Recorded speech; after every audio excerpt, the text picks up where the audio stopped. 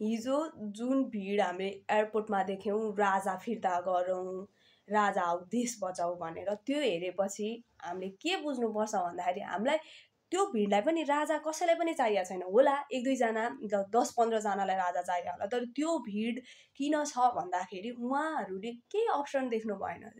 देशको सरकारको हेडबाट जो राजनीतिज्ञ हामीले प्रतिनिधि चुनेर पठायौँ, उहाँहरूले केही काम नगरिसकेपछि उहाँहरूले अब लास्ट अप्सन हुन्छ नि, लास्ट रिसोर्ट या त्यही भनौँ न होइन, त्यो नै अब चाहिँ राजा आएपछि केही हुन्छ कि भन्ने हो क्या। उहाँहरू अब आफ्नो भविष्य, आफ्नो देशै दाउमा राख्न थालिसक्नु भयो, किनभने देश कसैले पनि बनाएन, जुन जोगी आए पनि कानै चिरेको भन्ने उखान छ नि, त्यस्तै भइसक्यो होइन।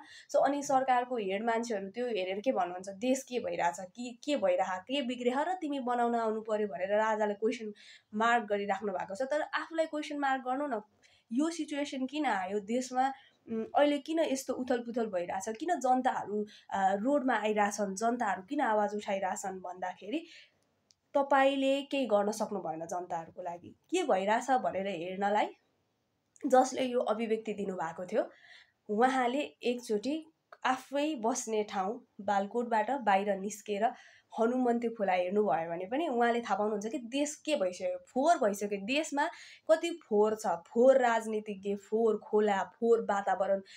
म काठमाडौँमा बस्दै गर्दा के भन्नु भने काठमाडौँको इन्भाइरोमेन्ट कति फोहोर छ होइन। यहाँ सबै जनताहरू यहीँ छ, भविष्य बनाउन आएका जनताहरू आदि बिरामी भएर घर फर्किनुपर्छ, कोही हस्पिटलमा बास बस्नुपर्छ, यस्तो स्थिति छ देशको। त्यही माथि फोहोरको मात्र कुरा किन गर्नु होइन, खोइ अपर्च्युनिटिज के छ। तपाईँले युवा पुस्तालाई विदेश नजा भन्दै गर्दा देशमा यो अपर्च्युनिटी छ, तिमी यस्तो यहाँ जान सक्छौ, यो गर्न सक्छौ, तिमी विदेश नजाऊ, विदेश विकल्प होइन भनेर तपाईँले अपर्च्युनिटिजहरू देखाउन सक्नुभएको छ। अहिले हामीले प्रत्येक प्राइभेट सेक्टरमा गएर रोजगार गरिरहेका व्यक्तिहरूलाई सोध्यौँ भने उहाँहरूले नभन्नु होला, तर हामीले खोज्यौँ भने प्रत्येक नभनौँ त्यहाँ 100मा 80% व्यक्तिहरू सबैजना पावर र पोलिटिक्स युज गरेर आउनु भएको छ। पिएससी लोकसेवामा त्यस्तो हुँदैन भनिन्छ, तर त्यहाँ पनि वी डोन्ट नो के हुन्छ होइन, अहिलेसम्म त्यही भनिन्छ। त्यही मात्र फेयर छ भन्ने हाम्रो कन्सेप्सन भइसक्यो। अनि देश के भइरहेछ, देश डुबिसक्यो, डुब्न लागिसक्यो देश। अनि अझै पनि केही भएको छैन। अमेरिकाबाट ट्रम्प ले नै अब हामी सहयोग गर्दैनौँ होइन, युएसआइडीबाट हात निकालिसक्यो, के भइसक्यो, तर के भयो, केही भएको छैन। तपाईँहरूको लागि केही भएको छैन, किनकि तपाईँहरू वेल फर्निस्ड रुममा बस्नुहुन्छ, गाडीमा हिँड्नुहुन्छ। तपाईँहरूको लागि देश केही भएको छैन। देश कस्तो भइसक्यो, के बिग्रियो भनेर तपाईँहरूले गाउँ कुनाका जनताहरूलाई सोध्नुहोस्, अनि जवाफ पाउनुहुन्छ। तपाईँहरूले सुनेर एउटा कानले सुन्ने, अर्को कानले उडाउने गर्नुहुन्छ। भाषण दिन सजिलो छ, देशको हालत यति कमजोर भइसक्यो। अब हामीलाई नेपाली हो भनेर गर्व लाग्नुपर्ने ठाउँमा लाज लाग्ने अवस्था आउन थालिसक्यो। त्यो कारण भनेको तपाईँहरू हो, तपाईँहरूले गर्दा हाम्रो देश उथलपुथल भइसक्यो। अनि म जो अहिले राजा चाहिन्छ भनेर हिँड्दै हुनुहुन्छ उहाँहरूलाई पनि के भन्छु भने हामीलाई राजा चाहिने होइन, हामीलाई एउटा त्यस्तो देश चाहिने हो जहाँ हामीले आफ्नो अधिकारको लागि नलडी पनि हामीले अधिकार पाउन सकौँ र हामीले आफ्नो दायित्व पनि पुरा गर्नुपर्छ नि त। तपाईँले जब राइट टु भोट युज गर्दाखेरि एउटा राम्रो प्रतिनिधिलाई भोट हाल्नु भएन।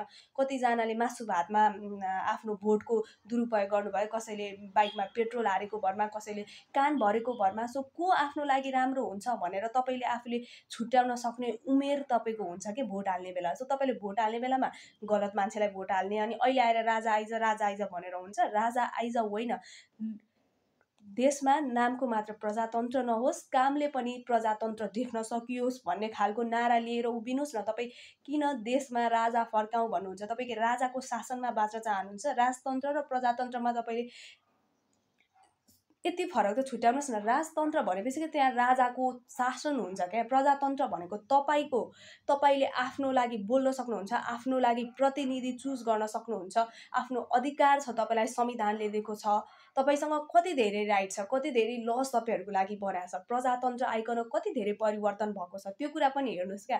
अब देशमा प्रजातन्त्र स्थापित गरेर मात्र भएन, त्यसलाई चाहिँ हामीले कार्यान्वयन पनि गर्नुपर्छ भन्ने कुरातिर लाग्नुहोस्। राजा आऊ देश बचाऊ भनेर हिँडेर केही पनि हुनेवाला छैन, झन् दुर्गति देख्नुपर्ने हुन्छ। सो बेलैमा अवेर हुनु होला। सो यो राजनीतिज्ञ, हाम्रो सरकारको हेड र जनताहरू सबैको लागि धन्यवाद।